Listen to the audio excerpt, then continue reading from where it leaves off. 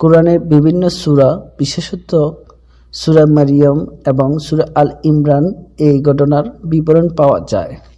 ঘটনার বিবরণ: মরিয়ম আলাইহিসসালাম এর পরিচয় এবং আল্লাহর বিশেষ নিয়ামত। মরিয়ম আলাইহিসসালাম ছিলেন ইমরানের কন্যা এবং হারুন আলাইহিসসালামের বংশধর।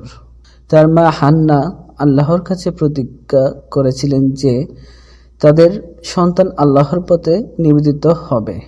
মরিয়ম আলাইহিসসালাম ছোটবেলা থেকেই অত্যন্ত ধার্মিক এবং আল্লাহর আনুগত্যশীল ছিলেন। তিনি মসজিদুল আকসার পাশে একটি কক্ষে থাকতেন এবং সেখানেই ইবাদত করতেন। সূরা আল ইমরানের 37 নম্বর আয়াতে বলা হয়েছে, তোমার প্রভু তাকে তার চেয়েও ভালো প্রতিস্থাপন করলেন, তার প্রতিপালক তাকে উত্তমভাবে গ্রহণ করলেন এবং তার জন্য ভালো ব্যবস্থাপনা করলেন। তার দেখাশোনা করতেন জাকারিয়া আলাইহিসসালাম, যিনি একজন নবী ছিলেন। মরিয়ম আলাইহিসসালাম এর নিকট অলৌকিকভাবে খাবার এসে পৌঁছত, যা দেখে জাকারিয়া আলাইহিসসালাম বিস্মিত হতেন। ফেরেশতার আগমন এবং সুসংবাদ: মরিয়ম আলাইহিসসালাম যখন আল্লাহর ইবাদতে মগ্ন ছিলেন, তখন আল্লাহ তাকে ফেরেশতা জিবরাইল আলাইহিসসালামের মাধ্যমে সুসংবাদ দেন। জিবরাইল আলাইহিসসালাম তার সামনে মানুষের আকৃতিতে উপস্থিত হন।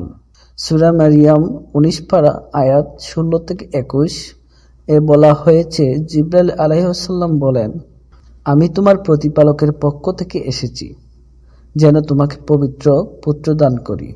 মরিয়ম আলাইহিসসালাম বিস্মিত হয়ে জিজ্ঞেস করলেন, কিভাবে আমার পুত্র হবে যখন আমাকে কোনো পুরুষ স্পর্শ করেনি এবং আমি অশ্লীল কাজ থেকে দূরে? তখন জিবরাইল আলাইহিসসালাম জানান, এটি তোমার প্রভুর জন্য সহজ। তিনি বলেন, এটি হবে এবং এটি তার পক্ষ থেকে একটি নিদর্শন, অলৌকিক গর্ভধারণ। জিবরাইল আলাইহিসসালাম আল্লাহর নির্দেশে মরিয়ম আলাইহিসসালাম এর পবিত্র গর্ভে সন্তান স্থাপন করেন। এটি ছিল কোনো পুরুষের স্পর্শ ছাড়াই একটি অলৌকিক ঘটনা। মরিয়ম আলাইহিসসালাম গর্ভবতী হলে তিনি মানুষ থেকে দূরে চলে যান এবং নিঃসঙ্গ হয়ে পড়েন। সন্তান জন্মদান: যখন প্রসবের সময় আসে তখন মরিয়ম আলাইহিসসালাম কষ্ট পেতে থাকেন। তিনি বাইতুল লাহম, বর্তমান ফিলিস্তিন এর একটি খেজুর গাছের নিচে আশ্রয় নেন। কষ্টের মুহূর্তে তিনি আল্লাহর কাছে সাহায্য প্রার্থনা করেন। সূরা মারিয়াম পারা 19 23-26 আয়াত এ বলা হয়েছে, আল্লাহ তার কষ্ট দূর করতে খেজুর গাছ নাড়তে বলেন। সেই গাছ থেকে পাকা খেজুর পড়তে শুরু করে, যা খেয়ে তিনি শক্তি পান। পাশাপাশি আল্লাহ তার জন্য নিচে একটি ঝর্ণা সৃষ্টি করেন যাতে তিনি পানি পান করতে পারেন।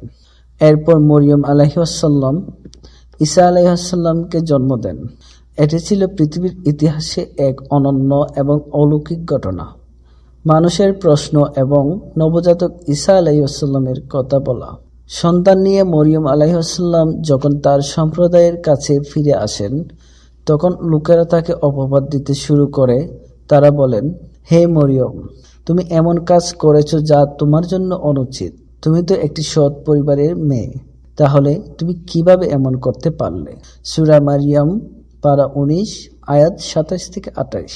মরিয়ম আলাইহিসসালাম তাদের কোনো উত্তর না দিয়ে নবজাতক ঈসা আলাইহিসসালাম এর দিকে ইশারা করেন।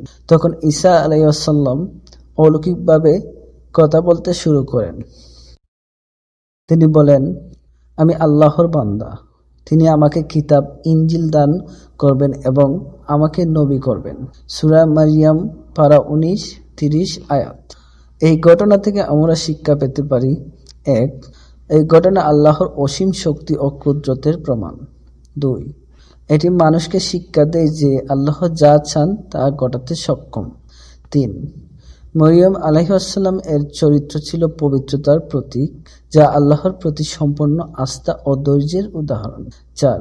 ঈসা আলাইহিসসালাম এর অলৌকিক জন্ম ইসলামে তার বিশেষ মর্যাদা নির্দেশ করে। এই ঘটনা আমাদের আল্লাহর প্রতি নির্ভরতা ও বিশ্বাসের গুরুত্ব উপলব্ধি করায়। আল্লাহ সবাইকে বোঝার তৌফিক দান করুক। আমিন।